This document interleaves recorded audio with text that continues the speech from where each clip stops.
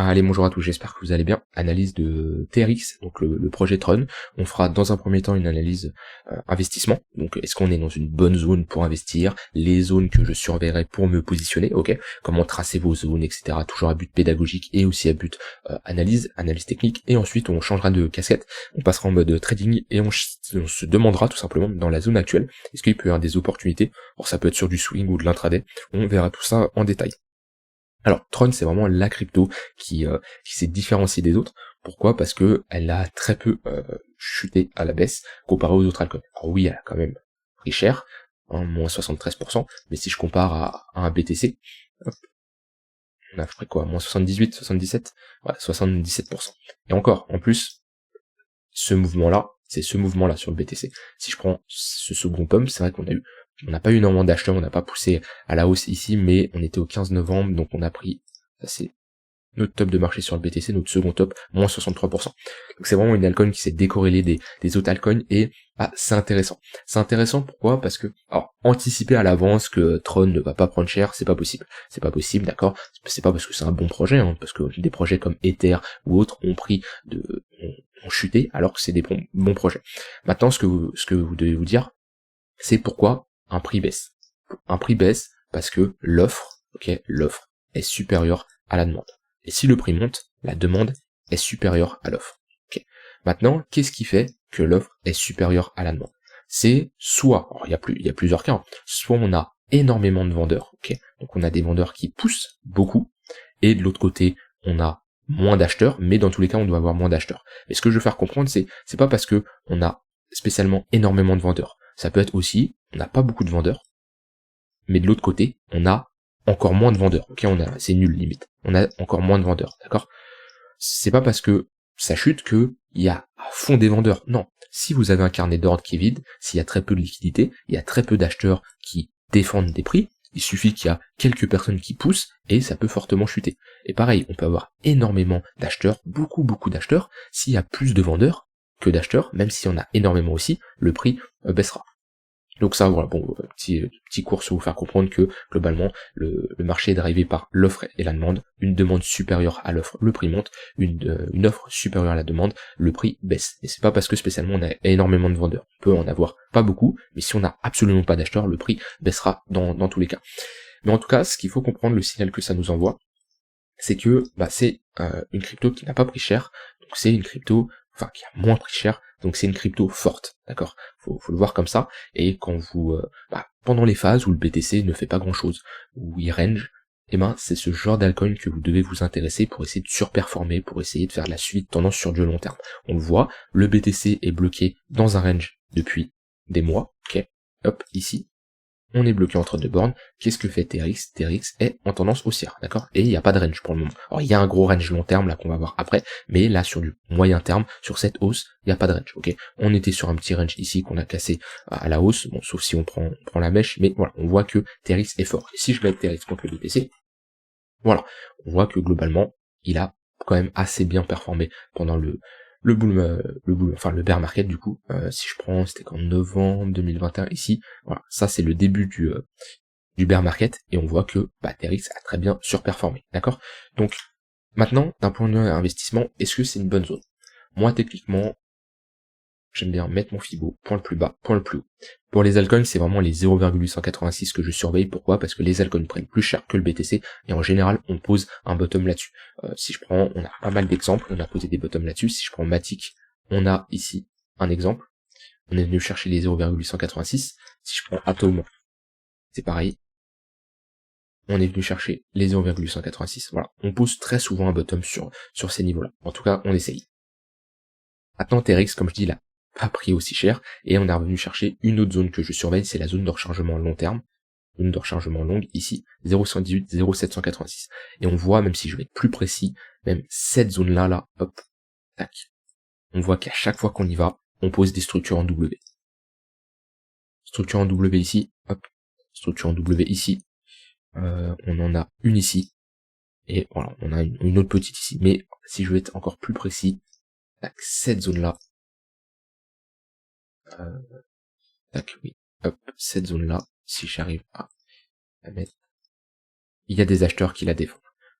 Structure en W, qu'est-ce que c'est? C'est un petit range, on peut voir ça comme un petit range, là on a un petit range, ok, ici un petit range, où on le casse à la hausse. Si on le casse à la hausse, c'est une zone de combat qui a été remportée par des acheteurs. Donc ça veut dire que les acheteurs ont remporté cette zone, ont remporté ce combat, ils sont plus présents que les vendeurs. En tout cas, dans cette zone-là, la demande a été supérieure à l'offre. Et c'est ce qu'on veut, nous, pour se positionner. Donc, est-ce que, à l'heure actuelle, c'est une bonne zone pour rentrer en position? Je suis pas fan. Pourquoi? Parce qu'on a déjà bien retracé. On est à un x100 de notre ATH, ouais, c'est ça, un x100. Donc là, on a retracé de 50%, on est presque au niveau des 0,5.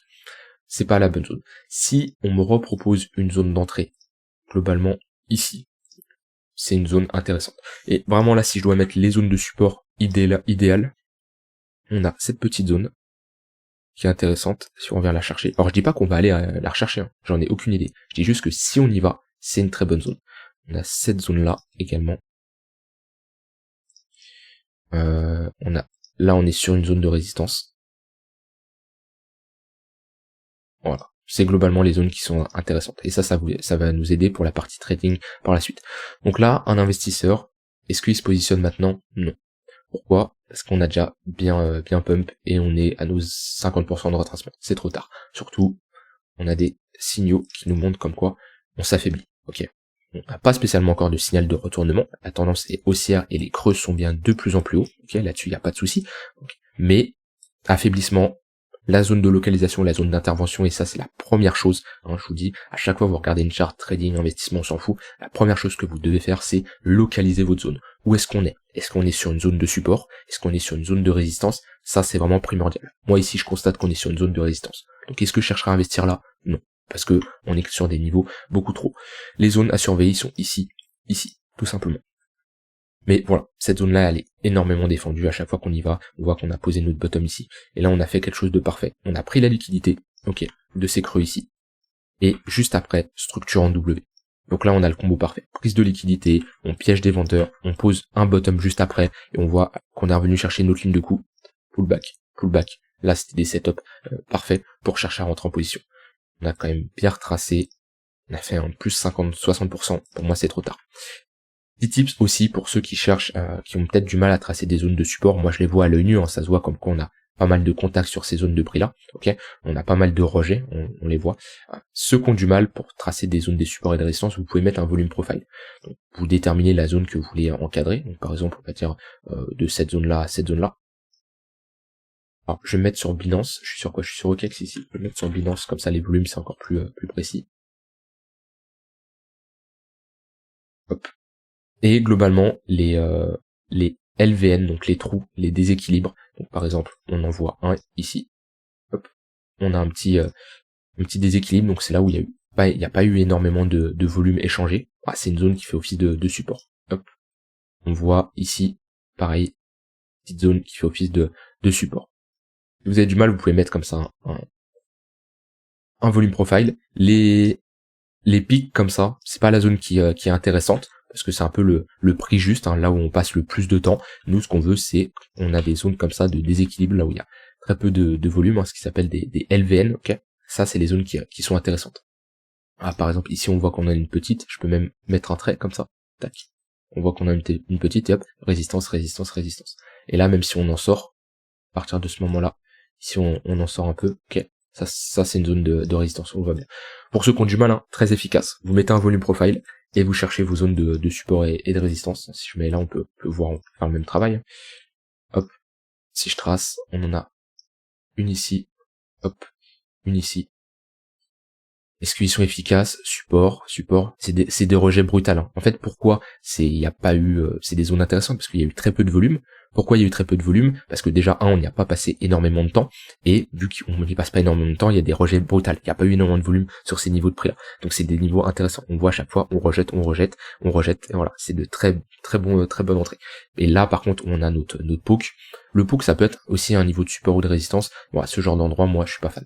Cette zone-là, on a passé énormément de temps. Bon, je suis pas extrêmement fan. Sauf si, alors ça c'est bien qu'on est dans un range, de chercher ces LVN. À la limite, quand on a une tendance qui est bien amorcée, quand on a un réel breakout, logiquement, si on fait un pullback sur des pics comme ça, ils peuvent faire office de support, parce que là on déplace la valeur, c'est pas pareil que quand on est dans un range tout simplement. Donc voilà, c'était un petit cours sans rentrer plus en détail, mais c'est intéressant. Si vous voulez, vous tracez un volume profile comme ça, vous cherchez les zones où il y a très peu de volume, et c'est des zones qui peuvent faire office de support et de résistance.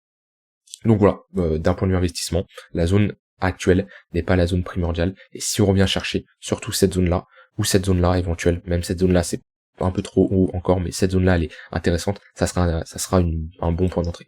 Est-ce que ça veut dire qu'on va y aller? Absolument pas. Je ne cherche pas à prédire, je ne cherche pas à anticiper, je n'ai pas la capacité, personne dans ce monde n'a la capacité de prédire où sera TRX, le BTC ou n'importe quel actif dans X temps, mais le but d'un trader, d'un investisseur, c'est de déterminer des zones où, tant qu'on n'est pas dans ces zones-là, il s'en fout, ok. Par contre, quand on arrive dans ces zones-là, là c'est intéressant. Et là on commence à s'y intéresser. Ok, donc ça c'est pour la partie un peu trading. Maintenant, d'un point de vue... ça c'était pour la partie investissement, maintenant d'un point de vue trading. Alors moi ce que je constate, c'est qu'on est dans un range. Un range qui est peut-être pas facile à voir, mais globalement, on a ici, ou même je peux prendre cette borne basse, hein, hop, pas besoin d'être super précis non plus, parce que c'est la zone de résistance qui nous intéresse, mais moi ce que je constate c'est qu'on est sur une zone de résistance, d'accord? Une zone où on a rejeté pas mal de fois, ok, des rejets assez violents, hein. Ici on a eu quand même des rejets assez violents, enfin c'était une zone de résistance où voilà, on voit qu'on a rejeté, on revient chercher cette zone là, on structure ici un M, ça nous montre que on avait des vendeurs qui étaient présents ici, on rejette, en plus on a pris la liquidité ici, c'est globalement une zone qui est énormément défendue. Donc, déjà, comme j'ai dit, je ne chercherai pas à acheter ici, même si on est en tendance haussière, c'est trop tard. D'accord? La tendance haussière, elle s'achète sur des pullbacks, pas quand on a performé. Donc, voilà, quelqu'un qui aime bien les trendlines, trace sa trendline, voilà. Ici, c'est une zone d'achat, ici, c'était une zone d'achat. Potentiellement, si on fait ça, ça sera une zone d'achat, ok? Mais là, c'est pas une zone d'achat. Moi, je préfère mettre les moyennes mobiles qu'une trendline. Par exemple, le tunnel daily, qui est efficace. Hop, ouais, support, voilà, c'est très précis. Maintenant, à l'heure actuelle, moi personnellement, je chercherais des shorts. Pas n'importe comment, parce que, je vous rappelle, la tendance est haussière.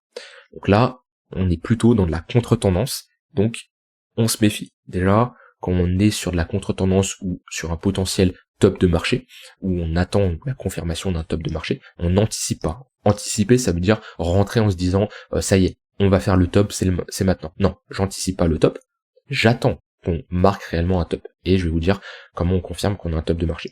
Donc déjà, la tendance est bien marquée, même si on est sur un niveau de résistance. Attention, on gère bien son risque, ok. On ne fait pas un all-in là-dessus. C'est différent vu qu'on potentiellement on se place un peu à contre-tendance, voire sur un top de marché. Donc déjà, en weekly, on est sur un gros niveau de résistance. Ça, c'est ma première condition. Ma seconde condition, c'est qu'on a une forte divergence baissière, d'accord? On a déjà cette première qui est validée, ok? On en a une seconde ici, entre ces deux points, qui est validée également, ok? Et là, on en a une plus grosse potentielle, ok? Elle n'est pas validée, sera validée si on structure ce M sur le MACD. Donc déjà, on a une perte de momentum au niveau des acheteurs en weekly. Ça nous indique que les acheteurs s'affaiblissent, ok? On passe en daily. Alors, en daily, qu'est-ce qu'on a? Déjà ici en daily, on a également une perte de momentum. Ok, c'est-à-dire sur ce mouvement aussi, les acheteurs ont été présents, mais beaucoup moins présents sur ce second mouvement aussi. Donc pareil, perte de momentum.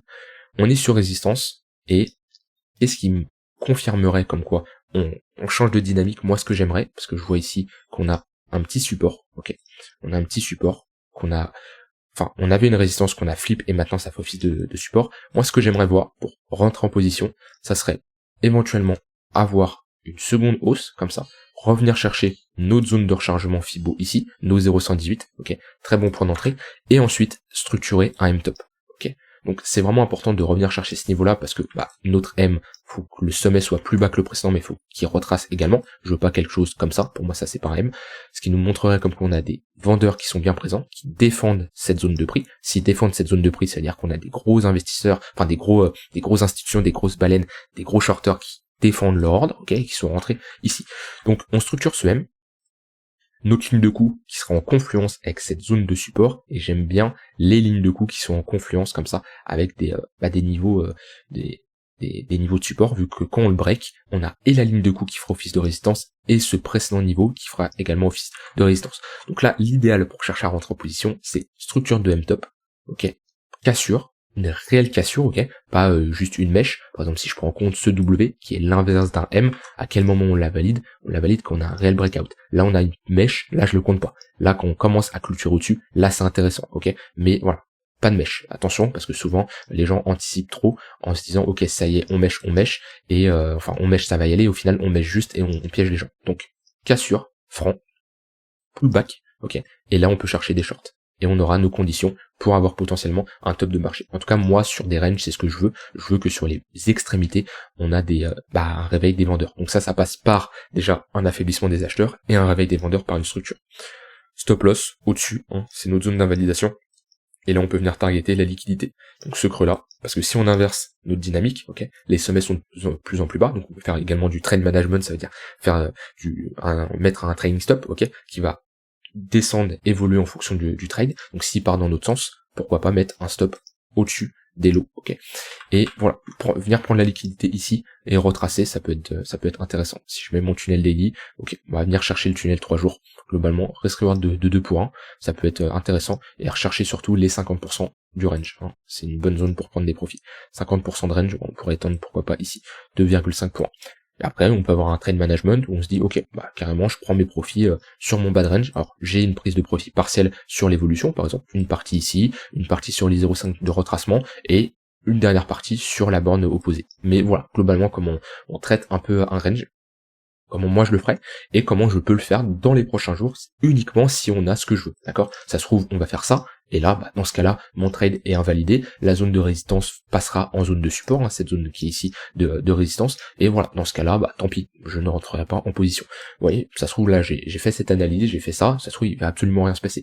Et bah faut être patient, d'accord? La plupart des gens ne sont pas patients, ils font une analyse, ils perdent du temps, ils investissent du temps, le trade ne se passe pas, et ils se disent ah bah j'ai perdu du temps, tant pis je rentre en position. Non, pas du tout, tant pis, t'as fait ton analyse, ton setup ne s'est pas enclenché, ton plan ne s'est pas enclenché, et bon tu passes à autre chose, tu cherches un autre plan ailleurs, un autre setup. Des actifs il y en a plein, des opportunités, il y en aura d'autres. Donc voilà, globalement, qu'est-ce que j'attends? En plus on aura une cassure éventuelle de mon tunnel 4 heures ici, et on aura une bonne zone là, ligne de coup, tunnel 4 heures, précédente zone de résistance précédente zone de résistance qui fait office de support maintenant et qu'on cassera. Voilà, pour moi ici il peut y avoir un setup de short. Donc à surveiller si on a ce que je veux, tout simplement. Voilà, je ne peux pas prédire si ça va se passer, mais pour moi ça peut être une très bonne zone pour chercher des shorts. Voilà, j'espère que cette vidéo vous aura plu, surtout à but pédagogique, comprendre un peu comment j'ai ma vision d'un point de vue investissement et d'un point de vue trading, la méthode ici que j'ai utilisée, ok, que vous pouvez utiliser sur d'autres altcoins, hein. Le but c'est d'identifier un range. Moi ici je vois qu'on est dans un range très très long terme, bien sûr sur du moyen terme, on est quand même dans une tendance haussière ici, mais on est potentiellement dans une fin de tendance, ok. Et pour ça, j'aimerais bien avoir ma confirmation de top de marché. Voilà, j'espère que ça vous a plu. N'hésitez pas à mettre un like, vous abonner, rejoindre le Discord si vous voulez discuter avec une grosse communauté qui cherche à évoluer chaque jour. Et on se dit à demain pour une prochaine vidéo. Bye bye.